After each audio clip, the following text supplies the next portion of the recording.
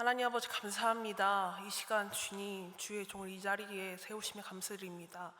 하나님, 이 시간 말씀을 선포하고 우리가 나아갈 때에 하나님께서 함께 하시고 하나님께서 영광 받아 주시옵소서.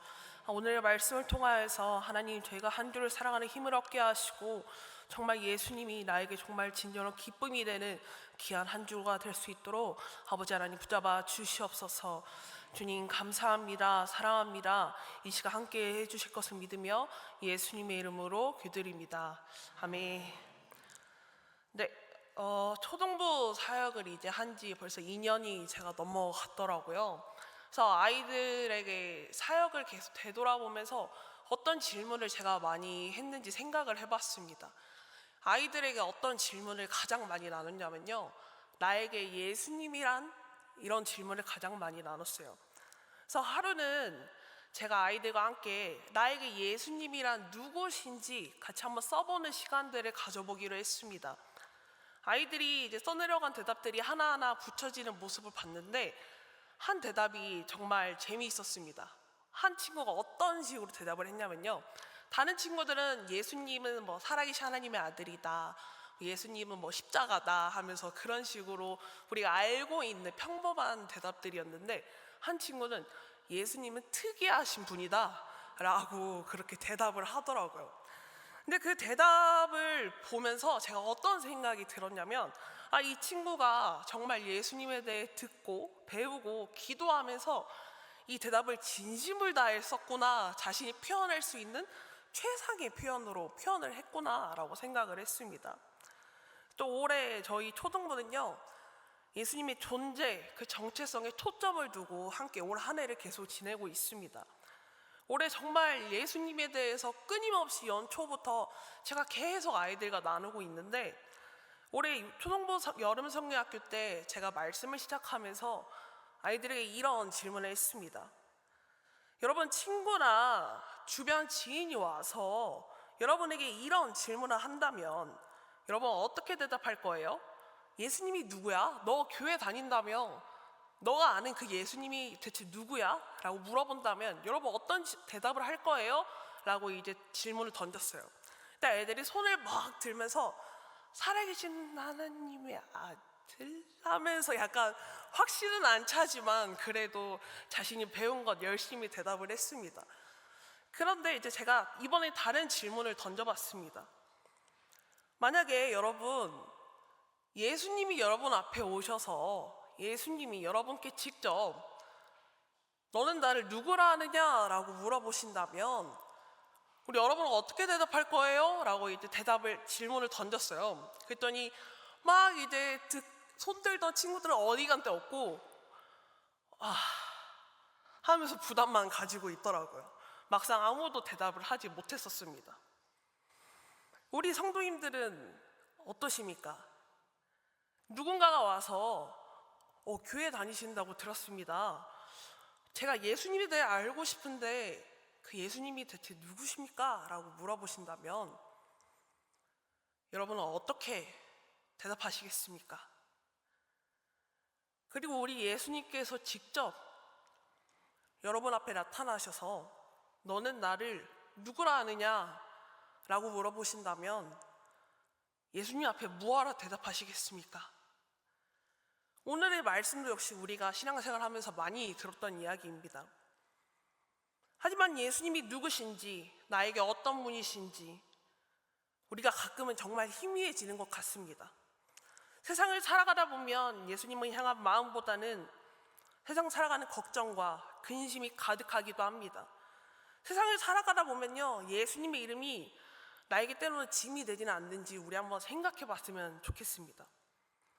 오늘 함께 예수님이 현재 나에게 어떤 의미를 가지고 있는지 함께 되돌아보는 시간이 되었으면 좋겠습니다. 오늘 본문은 예수님께서 이제 오병이어 기적을 통하여서 많은 이들 앞에서 기적을 행하시고 살아계신 하나님의 아들이심을 보여주는 본문이었습니다. 그리고 그 후의 이야기를 다루고 있는데요, 이제 빌립보 가이사랴에 이르시고 제자들과 함께 계실 때 예수님께서 질문을 하나 하십니다. 사람들이 나를 누구라 하느냐?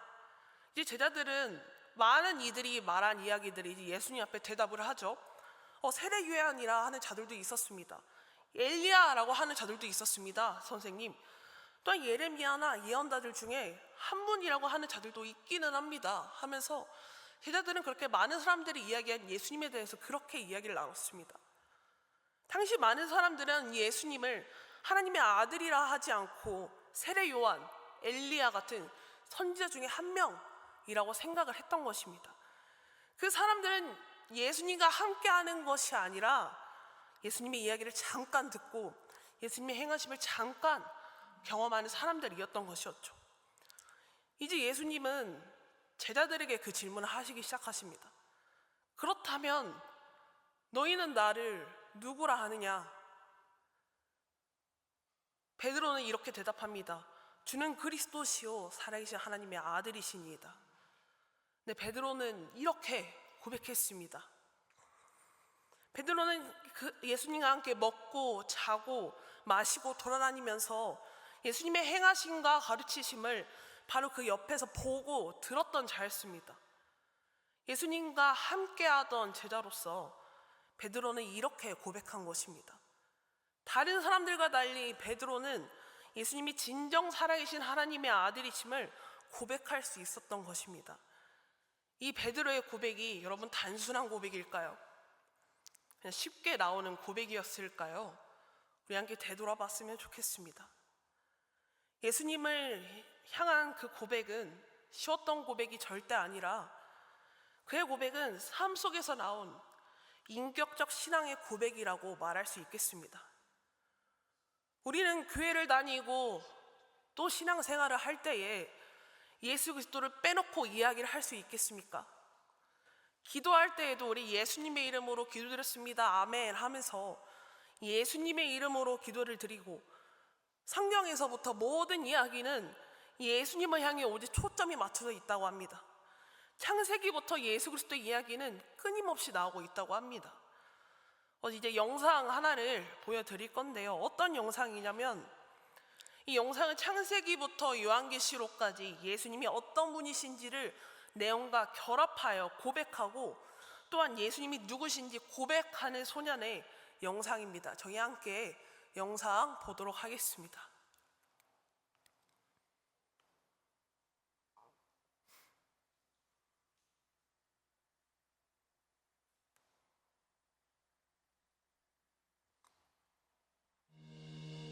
In Genesis, Jesus Christ is the breath of life. In Exodus, he is the Passover lamb. In Leviticus, he's our high priest. In Numbers, he's the pillar of cloud by day and the pillar of fire by night. In Deuteronomy, he's the prophet like unto Moses.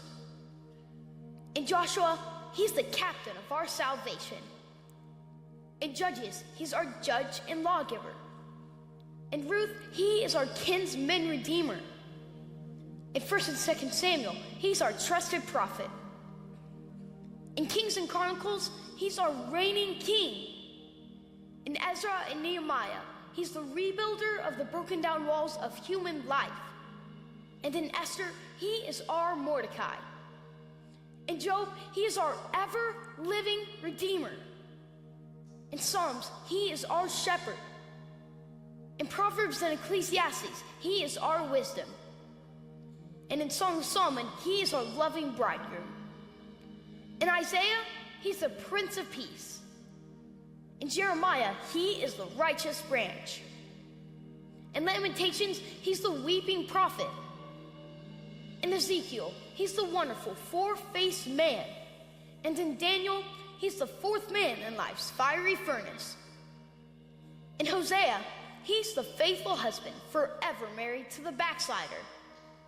In Joel, he's the baptizer of the Holy Ghost and fire. In Amos, he is our burden bearer. In Obadiah, he is mighty to save. In Jonah, he's our great foreign missionary. In Micah, he's the messenger of beautiful feet. In Nahum, he's our strength and shield. In Habakkuk, he's God's evangelist crying, "Revive thy works in the midst of the years." In Zephaniah, he is our Savior. In Haggai, Malachi, he is the restorer of God's lost heritage. In Zechariah, he is the fountain opened up in the house of David for sin and uncleanliness. And in Malachi, he is the Son of Righteousness, rising with healing in his wings. In Matthew, Jesus Christ is the King of the Jews. In Mark, he's the servant. In Luke, he is the Son of Man, feeling what you feel. In John, he's the Son of God. In Acts, he's the Savior of the world. In Romans, he's the righteousness of God. In 1 Corinthians, he's the rock, the Father of Israel. In 2 Corinthians, he's the triumphal one, giving victory. In Galatians, he is your liberty. He set you free. In Ephesians, he is the head of the church. In Philippians, he is your joy. In Colossians, he is your completeness. In 1 and 2 Thessalonians, he is your hope. In 1 Timothy, he's your faith. In 2 Timothy, he's your stability. In Titus, he is truth. In Philemon, he's your benefactor. In Hebrews, he's the power, he's your perfection. In James, he's the power behind your faith. In 1 Peter, he's your example. In 2 Peter, he's your purity.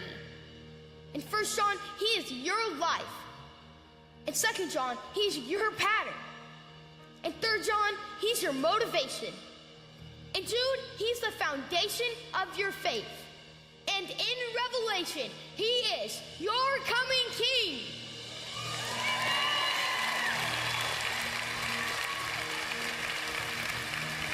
He's the first and the last, the beginning and the end. He's the keeper of creation and the creator of all. He's the architect of the universe and the manager of all times. He always was, he always is, and he always will be. Unmoved, unchanged, undefeated, and never undone. He was bruised and brought healing. He was pierced in his pain. He was persecuted and brought freedom. He was dead and brought life. He is risen and brings power. He reigns and brings peace. The world can't understand him. The armies can't defeat him. The schools can't explain him, and the leaders can't ignore him. Herod couldn't kill him. The Pharisees couldn't confuse him. The people couldn't hold him. Nero couldn't crush him. Hitler couldn't silence him. The New Age can't replace him.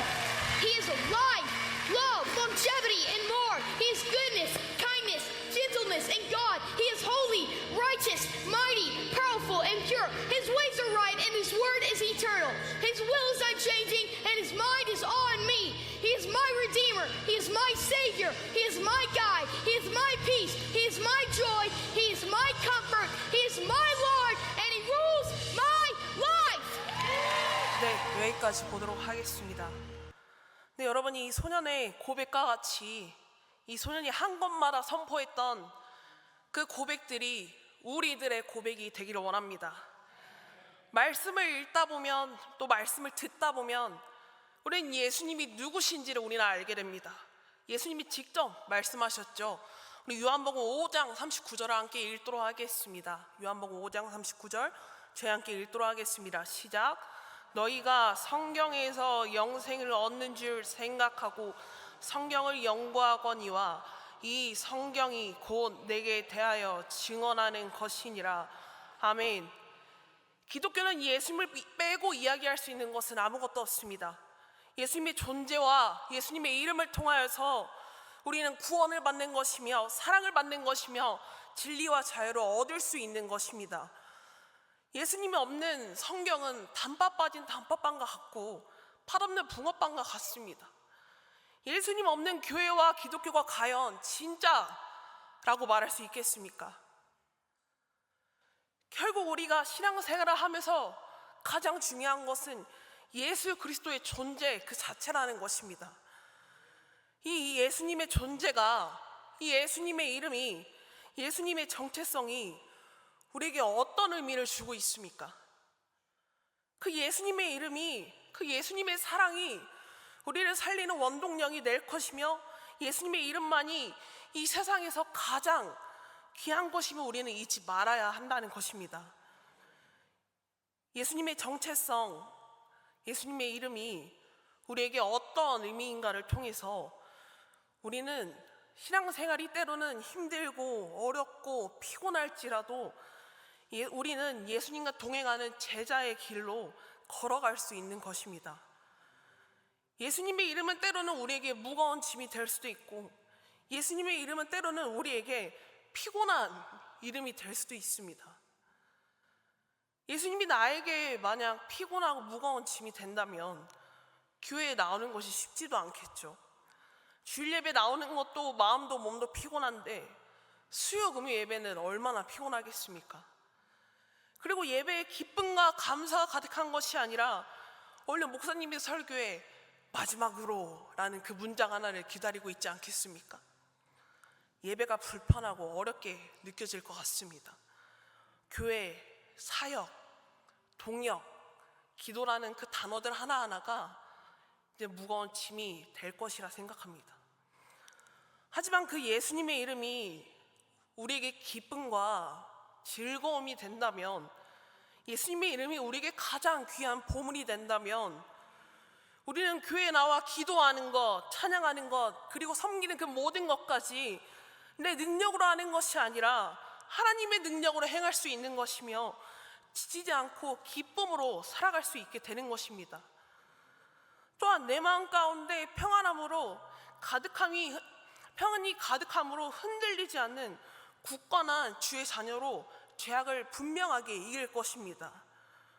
고난 가운데 쓰러지지 않고 다시 일어나 승리할 수 있는 것도 예수님이 나에게 기쁨이 되시기에, 즐거움이 되시기에, 또한 감사가 되시기에 일어날 수 있는 힘이 되는 것입니다. 다시 여쭈어 보겠습니다. 이번 주 예수님이 여러분께 무겁게 느껴지셨습니까? 아니면 예수님이 여러분께 기쁨으로 느껴지셨습니까? 예수님의 이야기가 담긴 사복음서 중에서는요, 마가복음은 사복음서 중에서 가장 먼저 쓰인 책입니다.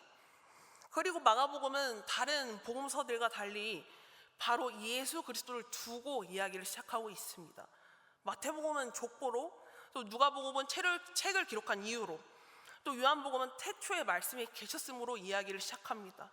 하지만 마가복음은요, 시작부터 예수 그리스도의 복음의 시작은 이러하다라고 이야기하며 예수님의 이야기를 시작합니다. 우리 마가복음 1장 1절 저희 함께 보도록 하겠습니다. 저희 함께 읽도록 하겠습니다. 시작.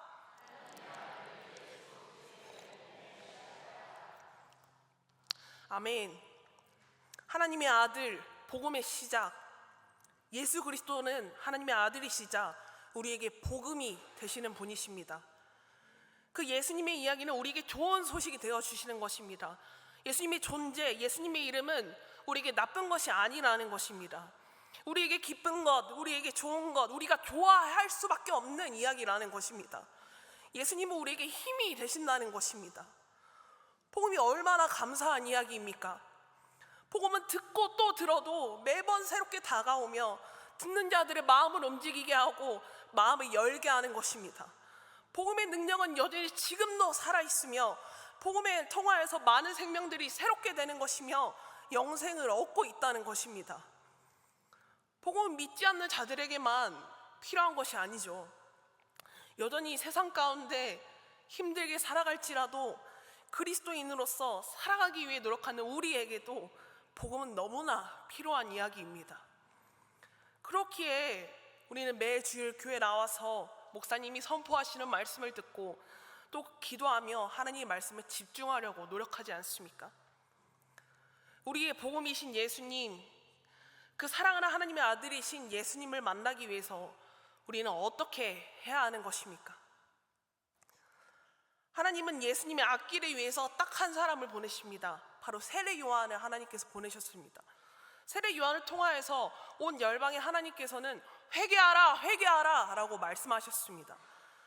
하나님은 예수님을 만날 백성들이 모두 거룩하고 깨끗한 마음으로 예수님을 만나기를 원하셨던 것이었습니다. 예수님은 만남을 통하여서 우리는 그 죄악으로부터 벗어나는 것이고 우리는 자유케 되는 것입니다. 또 예수님을 만난 자들, 예수님이 고치신 자들에게 예수님께서 항상 이렇게 말씀하셨습니다. 내가 너를 안다. 너의 죄를 사하노라. 중풍병자에게도 남편이 많았던 사마리아 여인에게도 죄 많은 여인으로 돌을 맞을 뻔했던 여인도 예수님께서 그렇게 말씀하셨습니다. 그리고 예수님은 그들의 모든 것을 보지 않으셨습니다. 그 아무것도 보지 않으셨습니다. 오직 그들의 마음 하나만 보셨다는 것입니다. 예수님 앞에 회개하고 용서함 받은 자들은 어떻게 되었습니까? 아픈 것이 치유받고 마음에 기쁨이 우러나오며 진정으로 예수님이 누구신지를 알고 고백하게 되었습니다. 우리는 반드시 기억해야 하는 것입니다. 바삐 살아가다가 혹은 마음에 어려움이 생겼을 때에 하나님께 기도하기보다 내 생각만으로만 가득할 때에 예수님 앞에 나와 기도하고 예수님 앞에서 회개하며 예수님 앞에 내 무거운 짐들을 다 내려놓아야 한다는 것입니다. 마가복음 1장에서 이제 세례요한 이후에 이제 예수님은 제자들을 부르시는 장면이 나옵니다. 예수님은 지금 우리도 역시 그렇게 제자로 부르시고 계신다는 것입니다. 여전히 고기를 잡기 위해 고생하고 언제부터 나왔을지 모르는 그 어부들을 만나십니다. 그리고 그곳에서 그 제자들을 나를 따르라 하면서 예수님께서 부르셨죠. 단지 예수님을 잠깐 만나고 끝이 아닌 예수님은 우리가 그 제자들처럼 그렇게 항상 함께하기를 원하신다는 것입니다. 예수님과 함께 먹고 자고 온 지방을 돌아다녔던 그 베드로와 같이 우리도 역시 매일 예수님과 동행하는 우리가 되기를 소망합니다. 예수님을 만나기 위해선 회개함으로 마음을 새롭게 해야 하며 그리고 그 부르심에 응답해야 한다는 것입니다. 그래야 예수님과 매일 함께 동행하며 세상 가운데 예수님이 주시는 힘으로 살아갈 수 있는 것입니다. 그리고 세상의 무엇과는 다른 그 깊은 곳에서부터 우러나오는 감사와 기쁨은 우리를 변화시킬 것입니다. 다시 오늘 본문으로 돌아오면 17절에서 고백한 베드로에게 예수님께서 이렇게 말씀하십니다. 너는 복이 있다. 너에게 이것을 알려준 분은 사람이 아닌 하늘에 계신 나의 아버지이시다. 여러분, 그렇습니다. 예수 그리스도를 아는 것, 예수 그리스도를 만나는 것은 우리가 아무리 노력해도 안 되는 것입니다. 내가 할 수 있는 게 아니라 오직 하나님 아버지께서만 일하셔야 한다는 것입니다. 오직 하나님만이 하실 수 있다는 것입니다. 그렇게 우리는 더욱더 기도를 해야 한다는 것입니다. 나를 위하여서, 내 가족을 위하여서, 내 자녀를 위하여서, 내 구역원을 위하여서, 내 목사님, 그리고 내 옆에 계신 견사님, 집사님, 장로님들까지 우리는 서로를 위하여서 기도를 해야 한다는 것입니다. 우리 하나님이 우리의 기도를 통하여 일하셔야 우리는 진정으로 예수님을 만날 수 있다는 것입니다. 우리는 예수님을 진정으로 만났을 때에 신앙 고백을 할 수 있게 되는 것입니다. 예수 그리스도는 나의 구원자 되십니다. 예수 그리스도는 나의 친구가 되어 주십니다. 예수 그리스도는 나의 신랑이 되어 주십니다. 성경에 신앙 고백만 담은 책이 있죠. 그 시편을 보면 저는 그런 생각을 참 많이 합니다. 다윗은 어떻게 이렇게나 많은 고백을 다양하게 할 수 있었을까? 그 하나님께 드린 수많은 고백인 다윗이 정말 하나님과 항상 모든 시간에 함께 하였기에 가능하구나 라는 것을 느낍니다. 그렇게 하나님께서 다윗을 내 마음에 합한 자라고 칭찬하신 거 아닐까 생각이 듭니다. 오늘날을 살아가는 나에게 예수님은 어떤 분이십니까? 때로는 내가 예수님을 잊고 살아가지는 않았는지 함께 되돌아봤으면 좋겠습니다. 다윗과 같이 매일 하나님과 함께하며 예수님의 제자들과 같이 예수님과 함께 지내며 모든 순간마다 예수님과 동행하며 살아가는 우리 모두가 되기를 소망합니다. 오늘 밤 잠자리에 누우셨을 때 예수님이 만약에 찾아오셔서 너는 나를 누구라 아느냐? 라고 물으셨을 때에 각자의 신앙 고백을 할 수 있는 우리 모두가 되기를 소망합니다. 또한 그 고백이 우리들의 삶으로 드러나기를 소망합니다. 이제 말씀 가지고 기도하도록 하겠습니다. 하나님 아버지, 우리들의 삶 가운데 함께 하시고 우리들이 항상 하나님을 의지할 수 있게 해주심에 감사드립니다. 하지만 어쩔 때는 예수님의 그 이름이 우리에게 무거운 짐이 되기도 하고 피곤하게 느껴질 때도 있습니다. 하나님, 그러나 우리는 원합니다. 예수님의 이름이 우리의 가장 귀한 이름이 되기를 원합니다. 우리가 삶을 살아갈 때에 언제 어디서나 예수님을 먼저 선포하고 예수님을 따라 살아가며 예수님 안에서 기쁨이 흘러넘치는 우리 모두가 되기를 소망합니다. 우리가 앞으로의 각자 삶의 자리에 돌아갔을 때에 예수님 감사합니다.